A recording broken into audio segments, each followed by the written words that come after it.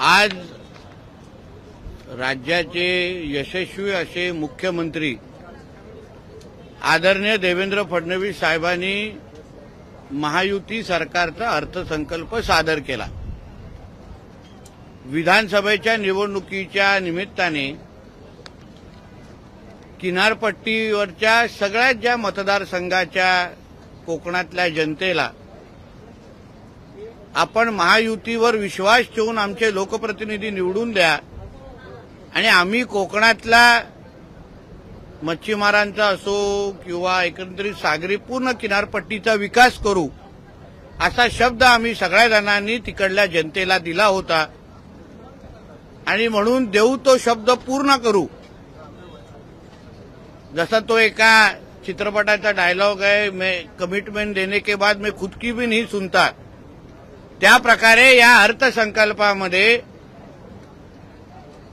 मत्स्य व्यवसाय खाते असो, बंदरे खाते असो आणि आमच्या कोकणासाठी या अर्थसंकल्पामध्ये आदरणीय मुख्यमंत्र्यांनी जे अर्थ खातं पण ते सांभाळत आहेत, त्यांनी कोकणासाठी एवढं भरभरून दिलेलं आहे। कोकणाच्या विकासाला खऱ्या अर्थाने त्यांनी चालना दिलेली आहे आणि म्हणून मत्स्य व्यवसाय मंत्री म्हणून, बंदरे मंत्री म्हणून आणि सिंधुदुर्गाचा पालकमंत्री म्हणून मी आदरणीय मुख्यमंत्री साहेबांचं, दोन्ही उपमुख्यमंत्र्यांचं आणि मंत्रिमंडळाचं मनापासून आभार मानेन की जे क्रांतिकारी निर्णय आज त्यांनी घेतलेले आहेत त्याच्यामुळे राज्याच्या नागरिकांच्या दरडोई उत्पन्नामध्ये निश्चित पद्धतीने वाढ होईल। एवढे चांगले निर्णय आज घेतलेले आहेत। सुरुवातीला म्हणजे माझ्या मत्स्य व्यवसाय खात्याचा गेल्या वर्षापर्यंतचा बजेट हा 414 कोटी होता। 235 ते 226 कोटीपर्यंत आम्हाला मिळायचे। गेल्या वर्षापर्यंत आमच्या मत्स्य व्यवसाय खात्याचा राज्यस्तरीय एकही योजना नव्हती, म्हणजे पंतप्रधान मत्स्य संपदा योजना सोडली तर एकही योजना राज्यस्तरीय या खात्याची नव्हती। आज या अर्थसंकल्पामध्ये दिलेल्या शब्दाप्रमाणे या मत्स्य व्यवसाय क्षेत्राला अन्य राज्याच्या तुलनेत, प्रामुख्याने आंध्र, तमिळनाडू या तुलनेमध्ये या क्षेत्राला अग्रेसर करण्याच्या दृष्टिकोनातून एक फार महत्वाचं पाऊल आमच्या राज्य सरकारच्या वतीने उचललं गेलेलं आहे। आता जसं केंद्राची पंतप्रधान मत्स्य संपदा योजना आहे तशीच राज्याची आता मुख्यमंत्री मत्स्य संपदा योजना लागू झालेली आहे। म्हणजे जो फायदा, जे लाभ आपल्याला पंतप्रधान मत्स्य संपदा योजनापर्यंत आतापर्यंत मिळत होते तसेच किंबहुना त्याच्यापेक्षा जास्त लाभ आता मुख्यमंत्री मत्स्य संपदा योजनाच्या माध्यमातून राज्याच्या मच्छीमार समाजाला मिळण्यासाठी मार्ग मोकळा झालेला आहे। गेल्या वर्षी 414 असलेला आमच्या खात्याचं बजेट हे ह्या वर्षी 1024 कोटीपर्यंत आज नेलेला आहे आणि याचा थेट फायदा राज्याच्या उत्पन्नावर होणार आहे। मत्स्य शेतीमध्ये किंवा मत्स्य उत्पादनामध्ये वाढ हा जसा आंध्रमध्ये, तमिळनाडूमध्ये, केरळमध्ये त्या राज्याच्या विकासामध्ये फार मोठ्या प्रमाणामध्ये झालेला आहे, तसाच फायदा येणाऱ्या काळामध्ये आपल्या राज्यामध्ये मत्स्य उत्पादन वाढल्यामुळे आपल्या राज्याचं दरडोई उत्पन्न आणि राज्याच्या उत्पन्नामध्ये पण निश्चित पद्धतीने वाढ होईल। मत्स्य समाजामध्ये, मच्छीमार समाजामध्ये ना आर्थिक सक्षम करण्याच्या दृष्टिकोनातून निश्चित पद्धतीने हे एक महत्वाचं पाऊल आज या अर्थसंकल्पामध्ये उचललं गेलेलं आहे। त्याचबरोबर जलवाहतुकीच्या संदर्भात म्हणजे मुंबईला जलवाहतुकीने जोडण्याचा जो काही प्रयत्न किंवा जी काही घोषणा आम्ही वारंवार करत आलेलो आहे त्यासाठी या अर्थसंकल्पामध्ये 6,600 कोटीची तरतूद केलेली आहे। याचा अर्थच एवढा आहे की मुंबई वॉटर मेट्रोचा मार्ग मोकळा झालेला आहे।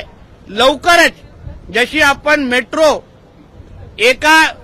मुंबईच्या एका भागातून दुसऱ्या भागापर्यंत जातो तसंच मुंबई वॉटर मेट्रोच्या माध्यमातून येणाऱ्या काळात आपण मुंबईला जोडण्याचं काम आदरणीय मुख्यमंत्री साहेबांच्या दूरदृष्टीमुळे आपण करणार आहोत। त्याचबरोबर मरीन क्लस्टरमुळे आंध्र प्रदेश, तमिळनाडू सारखे असंख्य राज्य विकसित झालेले आहेत। मरीन क्लस्टरची पण घोषणा या अर्थसंकल्पामध्ये आदरणीय मुख्यमंत्री साहेबांनी इथे केलेली आहे। त्याचबरोबर पालघरमध्ये 7 पाटीचा बंदर असो, आमची रेडिओ क्लब जेटी असो, ज्याच्यामुळे नवी मुंबई एअरपोर्टला आपण अवघ्या 16 मिनिटात पोहोचण्याच्या दृष्टिकोनातून ही रेडिओ क्लब जेटी अतिशय महत्वाची आहे। वाढवणला 12 लाख जे थेट रोजगार मिळणार आहे त्याचा कौशल्य विकासाचा विषय असो, जहाज बांधणी आणि जहाज दुरुस्तीसाठी मोठ्या प्रमाणामध्ये अर्थसंकल्पामध्ये वाव दिलेला आहे।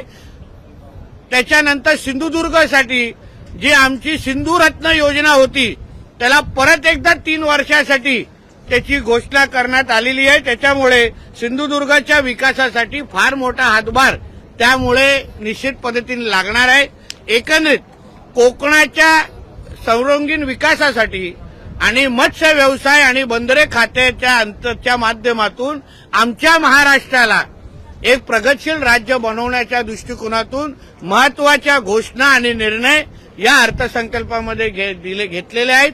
आता त्या संबंधित खात्याचा मंत्री म्हणून सिंधुदुर्गाचा पालकमंत्री म्हणून आमच्या खांद्यावर जबाबदारी आहे की ह्या योजना तळागाळापर्यंत पोहोचवणं, शेवटच्या मच्छीमारांपर्यंत पोहोचवणं, त्याचबरोबर बंदरे खात्याच्या अंतर्गत जे घोषणा झालेल्या आहेत त्याच्या सगळे प्रकल्प टाइम बाउंड म्हणजे वेळेत पूर्ण करणं। उदाहरण आमचा प्रयत्न आहे की येणाऱ्या डिसेंबर महिन्यापासून मुंबई वॉटर मेट्रोचे 2 मार्ग आम्हाला सुरू करायचे आहेत आणि त्या दृष्टिकोनातून आम्ही आमचं काम आता यापुढे सुरू करणार आहोत।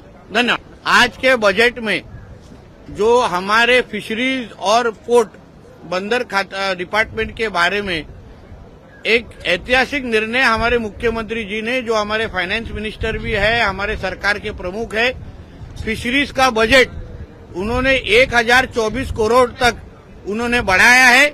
उसके वजह से हमारे राज्य के मछुआरों का बड़े पैमाने पे हम लोग विकास कर सकेंगे। ये हमारी राज्य की पहली योजना है स्टेट की। जैसे केंद्र सरकार की पंतप्रधान मत्स्य संपदा योजना शुरू है, वैसे ही अभी राज्य में भी मुख्यमंत्री मत्स्य संपदा योजना अभी लागू हो गई है। उसके वजह से हमारे मछुआरों को राज्य सरकार के माध्यम से भी हम बेनिफिट दे सकेंगे, लाभ दे सकेंगे। उसके वजह से उनको भी फाइनेंशियल कंडीशन उनकी अच्छी हो सकेगी और उसके वजह से राज्य के ग्रोथ में भी बड़े पैमाने पे मदद होगी। दूसरी बात मतलब जो वाटर ट्रांसपोर्ट का जो प्रोजेक्ट जो हम लोग उसको प्रोत्साहन देने की कोशिश कर रहे थे, उसके लिए भी 6600 करोड़ हमारे बंदर मतलब पोर्ट डिपार्टमेंट के लिए अनाउंसमेंट हुआ है। उसके वजह से मुंबई को, एमएमआर रीजन को वाटर मेट्रो के माध्यम से जोड़ने के लिए जो कुछ हम लोग प्रयास कर रहे थे उसके लिए हम लोग को बजट एलोकेशन हो गया है। आने वाले वक्त में, आने वाले महीनों में जल्द ही मुंबई में वाटर मेट्रो का प्रोजेक्ट हम लोग शुरू करने के लिए पूरा का पूरा सपोर्ट हमारे मुख्यमंत्री जी ने हमको दे दिया है। उसके साथ मरीन क्लस्टर जो हम बड़े पैमाने पे इधर चालू करना चाहते थे उसकी भी अनाउंसमेंट ये बजट में कर दी है।